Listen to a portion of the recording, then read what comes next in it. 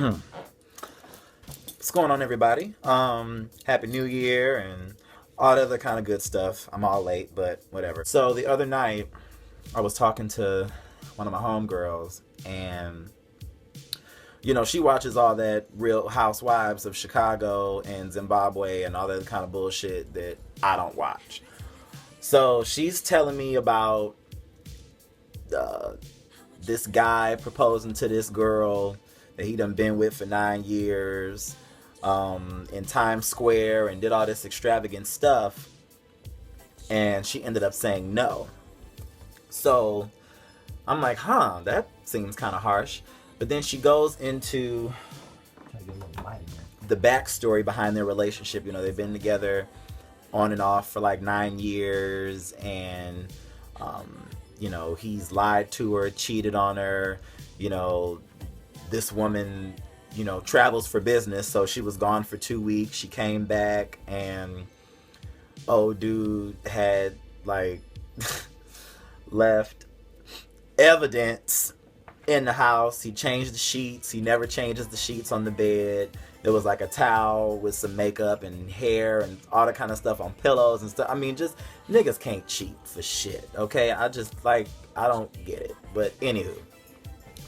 So when she told me that, I was like, okay, I can see why she would have said no. And she's like, well, knowing me, I would have said yes because I'm just a big softie. And I'm like, you're thinking with a lot of estrogen and emotion. And I'm a very logical thinker. My thing is, a ring is not going to change one's character. Because you can't even be trusted in a basic relationship of being consecrated just to me. I know we're not married, but unless we've had a discussion and an agreement that this is a open relationship, or you can do this and I can do that, it's just supposed to be me and you in this relationship. And so no, I wouldn't. I also gave her an example of him proposing to her after all this time, and he hasn't shown that his character has changed. It's kind of like somebody saying they want to be baptized because being baptized means you're saved, but you being dunked in some dirty water, you can come up the same because your character has not changed. You don't have the will to adjust what you've been doing. And to think about it, like 9 years is a nice chunk of time out of your life to be putting up with somebody's bullshit. And I'm so glad that I'm so blessed and fortunate to have the parents that I have, because for me, my father is the blueprint of how a man should be. He takes care of his family. He is very integral. He respects my mother. And I think of things like that. Like, I use him as an example when I encounter certain situations of dating and things like that. It's like, oh, you want to step out on me? My dad would never do that to my mom, or my mom doesn't do that to my dad, so I'm not going to even affiliate myself with that. Or my parents don't abuse each other, so I'm not going to put myself in a situation where it's physically abusive.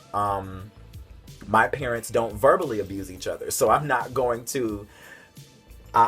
There's just a lot of things I'm not going to tolerate because of what I was raised around. I was raised around a house. I was raised in a house full of love and, all that stuff. You know what I'm saying? My parents are like their best friends, and they actually like each other. And I know there's a lot of situations where you hear folks that are married or they're together.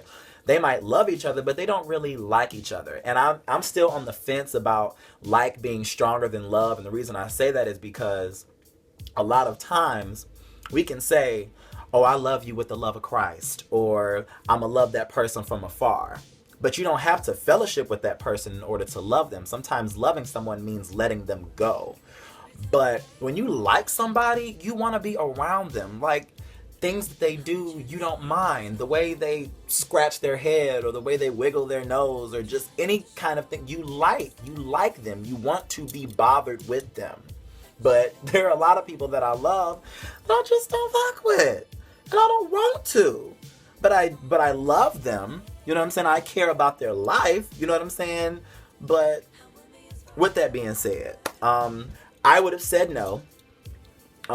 Personally, I would have not put myself through all that bullshit of 9 years. If I come to you, aside from the, let's just say that stepping out wasn't even a conversation to be had, okay, or an understanding. If you step out on me and I say that's not cool, and that hurts my feelings or that bothers me, and you continue to do it, then that lets me know where I stand in your life, and I'm not a priority. I'm not important. And you don't, and love is not enough, because if you really loved me, then you wouldn't be doing that. So, yeah, I would have said no. A ring is not going to change one's character. So show me that you can be consecrated to me like I'm consecrated to you without the ring, and then we can talk. Other than that, bye, Felicia. So yeah, I hope that helps somebody today. But yeah, thanks Charnay for telling me that story, because now I had something to talk about. All right, you guys, peace.